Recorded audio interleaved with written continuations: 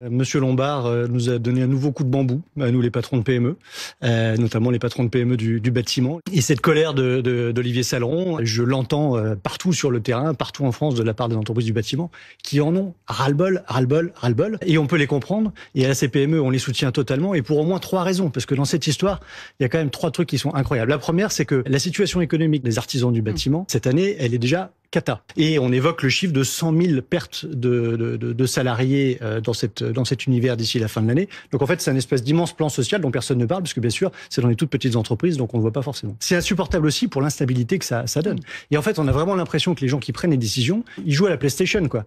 On met sur Play, on lance la prime rénov, 14 fois en 5 ans changé, donc une fois tous les 4 mois, on change. Je mets sur Play, et puis quand j'ai besoin de me rafraîchir, puisque c'est le terme qu'a utilisé Monsieur Lombard, je mets sur pause, je vais boire un verre d'eau, puis je recommence.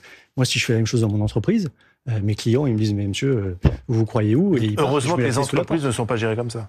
On est bien d'accord. Et puis la troisième raison qui nous semble ubuesque à la CPME, c'est que ma prime rénov', c'est enfin un endroit qui coche toutes les cases du développement économique, du développement social et de la préservation de l'environnement. Et donc ça, c'est un truc qui marche.